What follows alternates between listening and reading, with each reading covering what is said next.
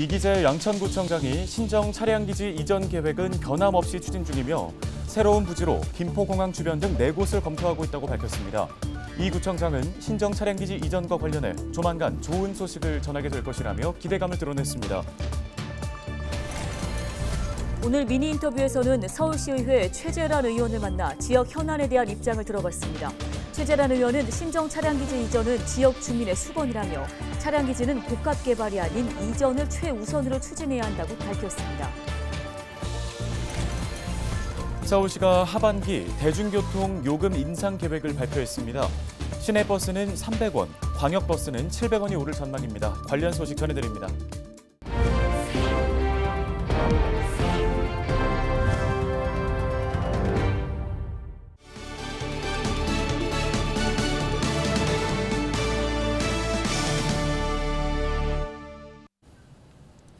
시청자 여러분 안녕하십니까? 헬로티비 뉴스입니다. 신정 차량기지 이전은 양천 지역의 수건입니다.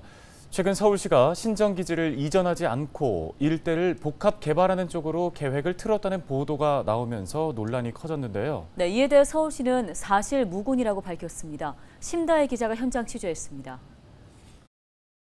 도심 한복판에 있는 신정 차량기지. 반경 1km 안에 공동주택이 2만 7천여 가구, 학교는 13개나 있습니다. 신정동에 있는 아파트입니다. 이 복도에서도 지하철이 바로 눈앞에 보일 정도로 차량기지가 가까이 있는데요. 이 때문에 주민들은 소음과 먼지와 같은 민원을 지속적으로 제기하고 있습니다. 수리하러 들어오기 때문에 브레이크도 밟고 이러면 굉장히 야간에도 끼익 하는 이런 소음들이 야간에도 많이 들립니다. 그리고 또 하나는 이제 이 철도를 이제 차량을 수리하다 보면 밤에 이제 어떤 뭐 망치를 두들기는 소리도 들리고 쇠를 두들기는 소리도 들리고 그렇습니다. 어떤 때는 뭐 용접하는 소리도 들리고. 주민들은 신정 차량 기지를 서울이 아닌 수도권 외곽 지역으로 옮겨달라고 요구하고 있습니다. 그런데 최근 서울시가 신정 차량 기지를 이전하지 않고 덮개를 씌워 복합 개발하는 것으로 방향을 틀었다는 얘기가 흘러나왔습니다. 양천구에 있는 신정 차량 기지도 복합화, 그러니까 복귀하겠다는 보도 자료가 나와서 동네가 상당히 좀 시끄러웠습니다. 이 부분에 대해서 좀 입장을 명확히 좀 설명 좀 해주세요.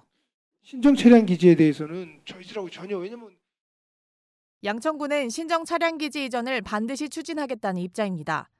이기재 양천구청장은 올해 초 신년 인사회에서 신정기지 이전 후보지로 김포 신곡리와 강서구 오곡동 일대 등 4곳을 공개한 바 있습니다. 최종 이전지는 연말에 발표하겠다고 말했습니다. 결국 이제 김포공항 주변에 개발이 안 되는 땅을 이제 이제 어떤 타겟으로 두고 협의 중에 있기 때문에 강서구, 부천시, 김포시 등하고 지금 관계기관들과 협의를 하고 있고요. 아직은 지금 공개할 단계는 아닙니다만 상당히 많은 좀 진척들이 좀 이루어지고 있습니다. 그래서 조만간 주민들에게 좋은 소식을 전달할 수 있지 않을까. 이기재 구청장은 그러면서 신정기지 이전과 동시에 신월 사거리역 신설을 추진하겠다고 밝혔습니다. 지하철이 없는 신월동에 신월 사거리역을 만들고 차량기지 이전 조건으로 연장된 지하철 2호선이 신월 사거리역을 지나가도록 하겠다는 겁니다. 수년째 답보 상태인 신정 차량기지 이전. 논의가 실제 가시적인 성과로 이어질 수 있을지 주목됩니다. 헬로티비 뉴스 심다혜입니다. 서울 지하철과 버스 등 대중교통 요금이 8월경에 인상될 예정인 가운데 인상 규모가 이달 중에 결정될 전망입니다. 서울시는 이달 중순경 교통요금 조정 물가대책위원회를 열고 대중교통요금 인상분을 결정할 계획인데요. 버스 요금은 300원, 광역버스는 700원이 오를 전망이고 지하철은 200원에서 250원 인상될 것으로 보입니다. 물가대책위에서 요금 인상안이 최종 확정되면 8월 말이나 늦어도 9월 초쯤에는 인상분이 적용될 예정입니다. 음식을 먹다 쓰러진 손님을 심폐소생술로 구한 식당 주인. 불길 속에 등장해 대형 사고를 막은 의인. 모두 헬로티비 뉴스에서 소개한 우리 동네 히어로들인데요. 이들이 한자리에 모였습니다. 은평구는 지난달 26일 김미경 은평구청장이 구조활동, 봉사, 기부 등 선행으로 은평을 빛낸 구민 7명을 만나 이들에게 감사의 마음을 전했다고 밝혔습니다. 간담회에는 심폐소생술로 이웃의 소중한 생명을 구한 고깃집 사장 양재민 씨, 지난 1월 터널 안을 달리던 대형 트럭에서 불이 나자 주저없이 진화에 나선 김광현 씨 등이 함께했습니다. 이들은 모두 헬로티비 뉴스를 통해 소개한 우리 동네 히어로입니다. 먼저 양재민 씨는 당시 위급 상황이 발생하면 누구라도 쉽게 대응할 수 있게 응급처치 매뉴얼이 배포됐으면 좋겠다는 바람을 전했고요. 불길 속에 등장한 의인 김광현 씨는 대형 사고를 막아야겠다는 생각에 몸이 먼저 반응했다고 했습니다. 이날 간담회에는 이들 외에도 생활이 어려운 지역 주민들을 위해 해장국 3,000그릇을 기부하고 저소득 청소년들에게 식사 지원 활동을 하는 등 지역에서 나눔으로 선한 영향력을 전하고 있는 주민들도 함께했습니다.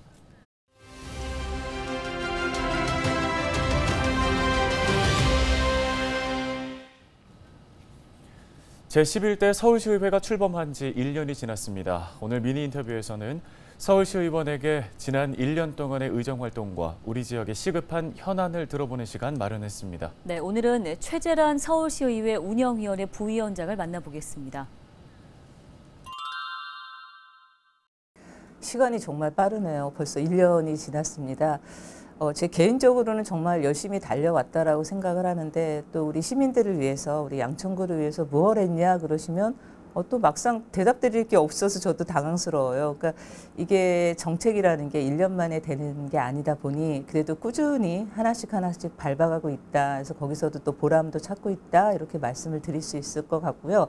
운영위원회 부위원장도 어깨가 무겁습니다. 왜냐하면 저희가 이제 소수 야당이다 보니 운영위원회에서 발언하거나 제시하는 정책들이 받아들이지 않는 경우가 상당히 많습니다. 그럼에도 불구하고 우리 의회의 어떤 합리적이고 발전적인 운영을 위해서 그리고 우리 또 의원님들의 의정활동 지원을 위해서 여러 아이디어 고민하고 있고 또 정책 제안도 하고 있고 그렇습니다.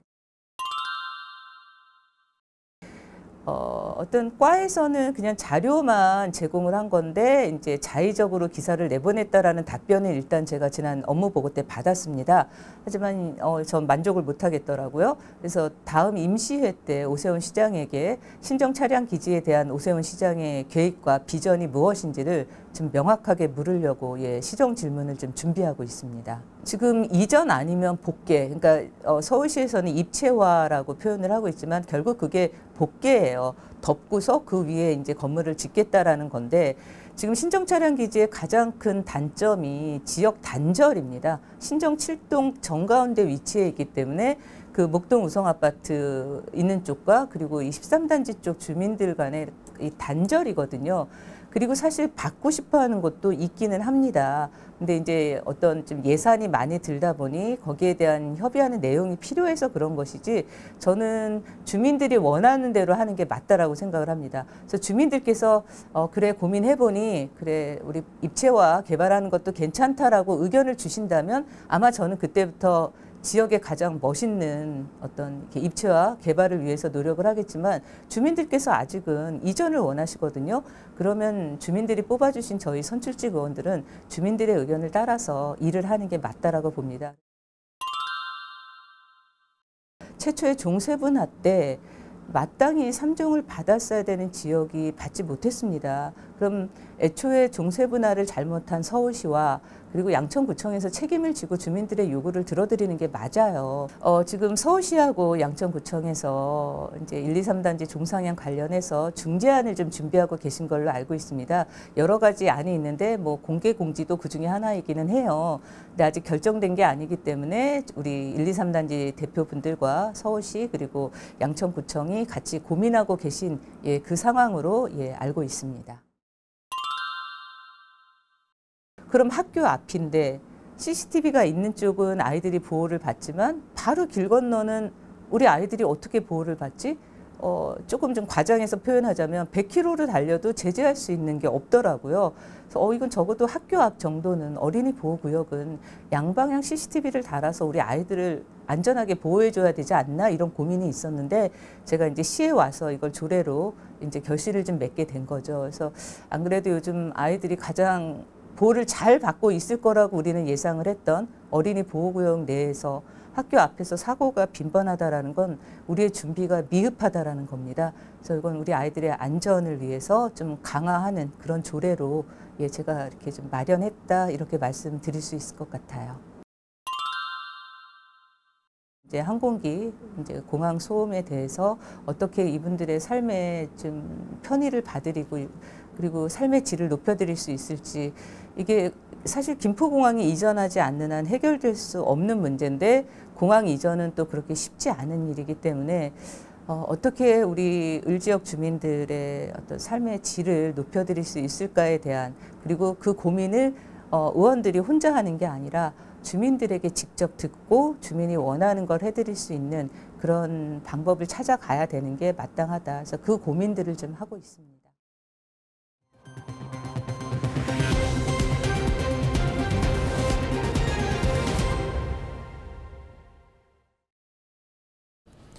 다음 소식입니다. 최근 예식장에서 식사를 한 하객들이 무더기로 식중독 증세를 보이는 사고가 발생했습니다. 30도가 넘는 폭염이 이어지는 데다 습도까지 높아서 식중독 위험이 커지고 있습니다. 네, 무심코 먹은 음식으로 식중독에 걸리지 않도록 각별히 주의하셔야겠습니다. 보도에 전소연 기자입니다. 지난 2일 청주의 한 예식장에서 집단 식중독 의심 사고가 발생했습니다. 뷔페를 먹은 하객 80여 명이 구토와 설사 증세로 인해 병원을 찾은 겁니다. 식사는 한 1000여 명이 한 것 같고요.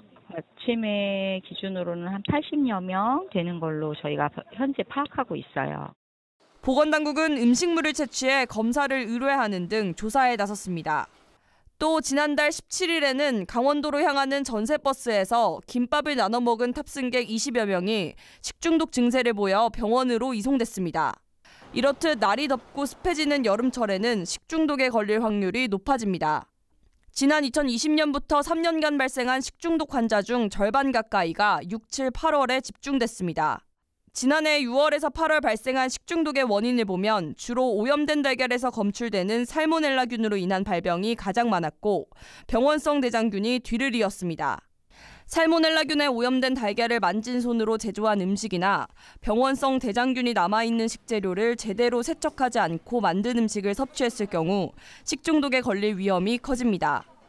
식중독을 예방하기 위해서는 손을 잘 씻고 조리기구를 청결하게 유지하는 등 식재료의 변질을 막는 것이 가장 중요합니다. 첫 번째로 손 씻기, 두 번째 익혀 먹기, 세 번째 끓여 먹기, 네 번째 식재료 조리기구를 깨끗이 세척 소독하기, 다섯 번째 칼, 도마는 구분해서 사용하기, 그다음에 음식물은 보관 온도 지키기를 준수하셔야 합니다. 보건당국은 날씨가 고온 다습해진 만큼 개인 위생에 신경을 써달라고 당부했습니다. 또 복통이나 구토 등 식중독 의심 증상이 나타나면 바로 가까운 의료기관을 방문해달라고 강조했습니다. 헬로티비 뉴스 전소연입니다. 은평구가 지속가능한 구정발전을 위해 ESG 정책 제안을 받습니다. ESG는 환경과 사회, 지배구조 등 기업의 비재무적인 요소에 머리 글자를 딴 단어로 지속가능한 발전을 위한 핵심 요소로 꼽히는데요. 응모는 국민신문고 제안이나 은평구청 홈페이지 아이디어 마당, 통해나 은평 문자나 SNS 채널을 통해 가능하며 응모 기간은 연말까지입니다. 관계부서의 심사를 거쳐 선정된 우수 제안에는 반기별로 최대 100만 원의 시상금이 주어집니다. 신월 일동의 주차난이 일부 해소될 것으로 보입니다. 양천구는 주택 밀집 지역인 신월 일동 곰달래로 5길 일대에 노상주차장 11면을 새로 만들었다고 밝혔습니다. 신규 조성된 주차장은 거주자 우선 주차장으로 사용되지만 평일에는 공유 주차장으로도 쓰일 방침입니다. 거주자 우선 주차장 신청을 희망하는 구민은 오는 14일까지 양천구 시설관리공단으로 접수 가능한데요. 양천구는 올해 신년 업무보고회에서 길거리의 화단을 걷어내고 주차 공간을 확보해달라는 주민 의견을 반영해 이 같은 결정을 내렸다고 설명했습니다.